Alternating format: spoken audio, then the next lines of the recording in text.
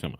Hey, look out. It's Faith Talk Live. I'm Rick Probst. And I'm Dan Ratcliffe. Don't you just love broadcasting where there's all kinds of things that can get in the way? And technology. I think we should go back to the can and the string. I think that would work better. Rachel, I missed the studio. I'm not gonna lie, y'all. Oh, you missed the studio. That's where Dan is right now. I'm upstairs. He's downstairs in the studio. And where are you now? You know, I am actually at North Point Community Church's drive this week. And so all these churches from all across the world and the country are here learning and getting kind of encouraged. So my husband, is on staff up here. So I came to support him and be here. Aww. And we just heard Crawford Loritz, who y'all know, a friend of yours. Oh, we love Crawford. Yeah. He's amazing, a legend. Amazing. By the way, I just posted, he had a statement that was so beautiful. He said, hang on, I'm getting it for you. He said, humble passion will always outperform privilege. Wow. That's I like good. that. Pretty good, huh? He's the man. Love Crawford. He is the man. Yeah. Oh, by the way, I failed as a talk show host, a radio talk show host, to mention who we're talking with. I mean, the people right now have pulled to the side of the road thinking, who is Dan? If my English were correct, I would say, who is Dan and Rick talking to? Rachel Faulkner-Brown is with us. And please, whatever you do, don't Google just Rachel Faulkner, because I did that this morning, and I got an actress. Got a surprise. A sultry actress, and I said, I don't think that's Rachel Faulkner-Brown. I don't think so. No. So please, if you're watching or listening, don't do that. Anyway, I'm glad we got the right one. So, well, let's catch up with you a bit. Here we are. We haven't talked in a while. Usually we talk, you're in the car, Dan and I are in the home studios, and we're missing that today. Maybe next time. But what's going on with you besides being there and hearing some great messages? Yeah. Well, we just got done with our 13th Widows Retreat, if you can believe that. So, wow. Yeah, I mean, we had a huge Widows Retreat in February for 250 widows. So, Be Still, our outreach ministry is to the widow. And I tell you what, we baptized 10 of them, y'all.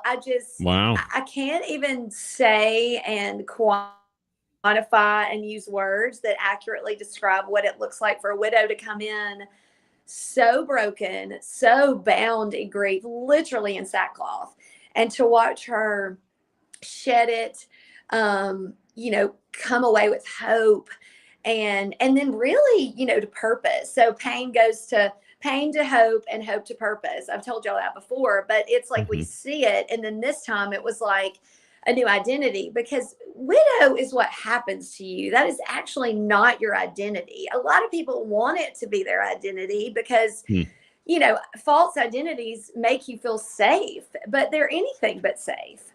They actually keep you stuck, just like shame and anything else. And so, I think as much as I love, widows ministry and what we do, the goal is not for them to partner with this fact that they're a widow and this is just what they've been, this lot in life kind of thing, because the reality is that we all have lots in life, but Jesus is like, partner more with who I am than with your identity that the world, has created. But I will say, one of the widows that told her story this weekend, the first thing that she said is, Jesus talked to two people before he died. He told John to take care of the widow, and he talked to the thief on the cross. And wow. I mean, y'all, it was like, wait, what? I'm sorry. Did you just say that? I mean, it's like, I'm running a widow's ministry. I never thought of that. Because his mom was a widow.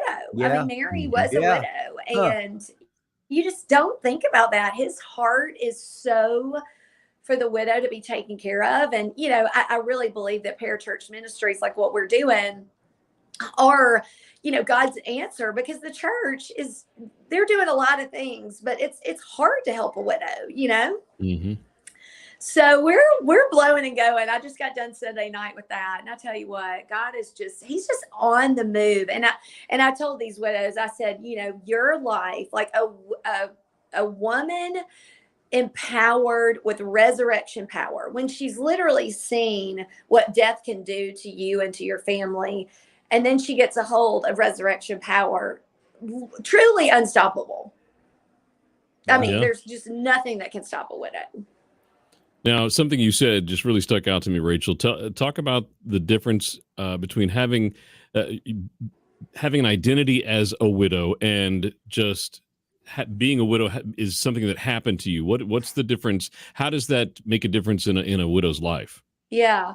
Well, I think when it's so funny. I always go back to this time when I spoke at this meeting, and it was on like the homeless and the widows, orphans, and like the fatherless or something. Well, she'd invited me to speak, but I literally had no idea that I was like the widow on the panel. And so I get there and I'm like tracking with what's happening. I'm like, oh my gosh, I'm the widow. And that's kind of the way I want them to be, because I will say, as much as I was a widow twice, I didn't really partner with that identity. Like, it wasn't like who I was. I was, because I think when you partner with, the hard things that happen to you, like, you would never say I'm Rachel and I was abused. Like, you would never introduce yourself that way, or, whatever the negative thing is over your life. To me, you want to partner with who you are as a daughter of the King more than you partner with what happened to you. And widow is what happened to you, but it's not who you are. You know what I'm saying? Even though God's heart is with you and for you, and he's very specific on widows, but I think he was very specific on widows because he knew they would need help. And then the other thing is that he knew that someone who'd been through so much pain had so much opportunity to influence the kingdom, because people listen. Yep. When you've been through pain and you come out on the other side of it, and I would say not partnered with your pain, but partnered with your purpose. Yeah. I mean, that's just, to me, that's his heart, because he knew that's the way that the gospel will be released. People who've been through hard things and can speak about it with purpose. So that's just I know a lot of people might argue with that and say, oh no, God, God is so, he does. I mean, he's the other thing that I think about widows so much, and, we can talk more about this, is I want widows to be the most generous women in the world, because Jesus talked about money and the widow. And that was just such it was just very, very important to him. Him mentioning the widow's mite, it says so much about how he wants us to view our financial situation. And I think a widow who partners with generosity and her identity in Christ, I mean, whoa there. And I've seen it. I've seen women and widows who partner with generosity. And, that's such a big thing for me. And my heart, because I see how, and I even tell the widows, I'm like, I want you, if you're going to date, I want you to look at his giving records, because I so believe a man who gets generosity is a man you want to marry. Probably more than anything else. That was more important to me when I was dating Rod. I was like, I want to see not your receipts, but kind of like. Let me see your checkbook. Come on. He said, excuse me? Excuse me?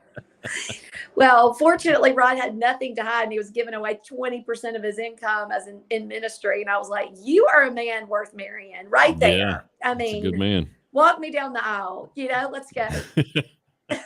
Yeah. If you can be generous in the kingdom of God, you can be generous to your family, your children, your wife, and complete strangers, your friends.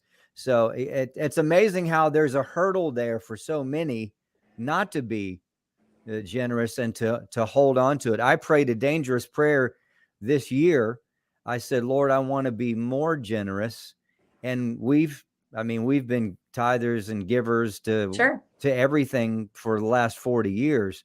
But I said, okay, I want to do more. I want to help more people. And that was very dangerous because then it all broke loose in the sense of that you've got recession, you've got, all that. So I had to go back to the scripture and say, okay, is my faith in what I'm holding?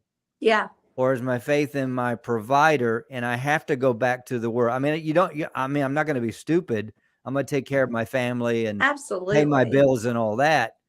But I had to go back and go, okay, because I get anxious. And if I get anxious, I start to panic. So I had to go. That's the only thing that in my life that I have to stand on is what he says. Yeah. And so, and Dan knows, because I've talked to Dan over the years about, I got this coming up and I don't know what I'm going to do. But if I will just get back to, all right, God, you've got this. Yeah. And then, you're able to be generous in so many ways. Absolutely. Rachel. Well, and you asked yourself the question, is this bread to eat or is this seed to sow? Yeah. That is the question. And I really believe two things. If you partner with these two things, you're not going to die and nothing is yours. If you partner with those two things, you will live the most unbelievable life. That's good. It. I mean, you are not going to die. We're obsessed with not dying. I'm like, oh my gosh, like everybody just get over it. You already died the moment you said yes to Jesus. Yeah. But if you don't know that and you're still trying to put lipstick on a pig, I mean, it's going to be a hard life, Yeah, and then if you're like, all this is mine, I've made all this money, I've done all these things, I worked hard. It's like, well, yeah, but Jesus gave you all those things. If you realize that he gave you all those things first, it's so easy to give it away. It's not yours. Yeah, that's so good. Rachel Faulkner-Brown with us. She's a mom, wife, teacher, Jesus lover, and so much more, author. And we're just kind of catching up with her. She is amazing. So over 13 years, and Dan, I guess can we do another part of this? We'll continue to go on with Rachel. So 13 years now you've been doing, and that's just one part of you. You minister to so many people in so many different arenas, but the widow's last 13 years, what do you think you've pulled out of those 13 years for yourself? That's such a good question, Rick. I love your questions. I will say, we were just talking about, identity. And I think for me, what I've pulled out is that Jesus, what he wants to offer us is so insanely limitless. And I think what I've really seen over the last 14 years is that Jesus did not create. I always thought that Jesus created everything out of nothing, or God created everything out of nothing in Genesis. And for some reason, the whole, void and all of the, but it says he created out of the unseen. And I'm like, okay, so what have I not seen that he has seen and wants for me, everyone I meet, my children, my legacy, my future? Because he is in the business of creating. And I think, for y'all are creatives, I'm a creative, and just partnering with the fact that he's given me the opportunity to see things in people, in widows, in women, in ministry, in the world, where there are holes.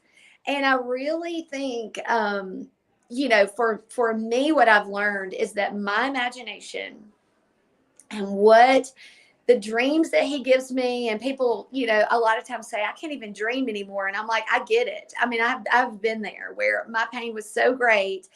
But just like Paul Young says, pain has a way of not allowing you to see God. And so I think when you can lessen the pain, put a damper on the pain, allow healing to come in, and the Lord can just show us things through our imagination that he wants to do on the earth. And I think for me, it's like, I had no idea that there was an unseen realm of possibility. And I think he's called believers. He's called people who say, I want to partner with heaven to see these things. And for me, that's what we've done, at Be Still. It's like we see things and then we do them. And I think he's just looking for brave people to say, I saw that and I know you're with me, and let's go do that, because that's how we're going to change the world. Rachel Faulkner-Brown. You can go to rachelfaulknerbrown.net or bestillministries.net. So what do you guys got coming up? I know you guys just did another retreat. What else you got coming up looking ahead into the spring and summer? Yeah, we've got another Be Still night, June 28th. We'd love for everybody to come. It's at Faith Center in Alpharetta, and that's just a worship, prayer, stories. You can't argue with a story. Y'all know that. I say that all the time. Mm-hmm. It's like, I may not come to your church, but I'd come hear somebody's story. And of course, that story is so, full of Jesus and what he can do for us. And then, so that's June 28th, the Tuesday night. So that's an event. And then we have another Widows Retreat in North Carolina in July. So, and they've been full for a year. So these women have waited so long to come and be with us. And I just, I was telling somebody today, I was typing on a text. I was like, when God is with you, it makes it never seem like work. And so I love what we get to do. It's just, we're so right in the center of just experiencing his goodness. So it's amazing. I love that. Awesome. And I love earlier you brought the story of Jesus on the cross. And I know the story that he said, to John, this is now your mother, and mother, this is now your son. But I took her being a widow completely out of the picture. I just thought son, daughter. Mother, son. So it's amazing. I would imagine that revelation that Jesus cares so much for widows. Yeah. That he did that would be a breakthrough for so many. Oh yeah. Oh, it was a woman from California. Her name was Desiree, and she started sharing her story because she had listened to a sermon series on widows. And that's how she started her story. And we were all like, we could just go home. Like, hello, that was enough. It was so, here we are doing this for years, and none of us had ever thought about that. It's crazy. I just love how God's like, I want you to hear this in this moment. And it was, it was her story time. It was her moment to share. And then she shared with us, and it changed all of our lives. It's amazing. I think that's some of the unseen you were talking about. There's just stuff out there that he's trying to reveal. Rachel Faulkner-Brown. Okay, so here we have summer coming up. Yeah. The kids are going to be out of school in just a few weeks. Dan and I had this discussion this morning because Joshua is going to be out, and Jake, my son, is graduating from high school. Crazy. So then what are you guys going to do over the summer? Is there a place you go yearly to dial down and relax, or what are you doing this year? Yeah. Well, we've got some friends that invited us on a really, really special trip. Their daughter's senior trip, and they invited us to go. And of course we were like, yes, we will come with you. It would be our honor to come on this boat and go with you. My husband loves to dive, and so we're looking so forward to that. But the cool thing is, this is so fun. I just got a call this week that I am going to ring the bell on Wall Street, which is so fun. I can't believe I'm going to do this for Folds of Honor. So y'all know I speak for Folds of Honor and share our family story of being a Gold Star family and our kids. And they are starting like a fund, and part of it will go back to Folds of Honor to fund education. And so we're launching that. I don't even know how this works, but I just get to ring the bell on Wall Street. So I'm super excited. Awesome. Wow. Yeah. Well, hopefully it'll be a good day on Wall Street that day, because there's been some not so good days lately.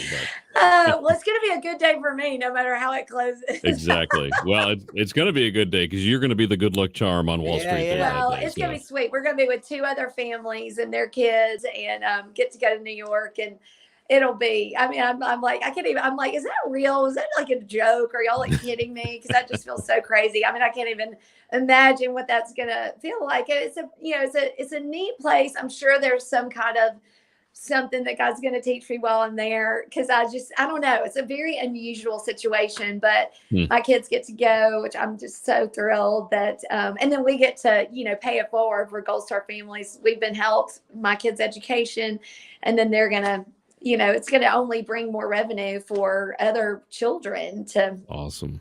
Yeah, it's cool. Well, be sure to ring it loudly. Yeah.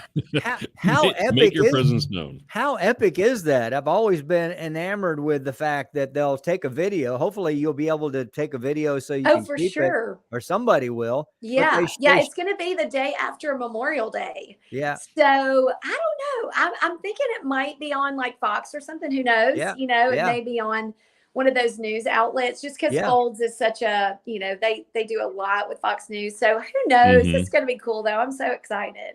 All right. That is cool. We're looking forward to that. Rachel Faulkner-Brown, BeStillMinistries.net. Rachel, let's talk to you sometime in August and catch up with you. We'll see how your summer has gone and what you're going to do for the rest of 2022. Let's take a break. We will be right back. I'm Rick Probst.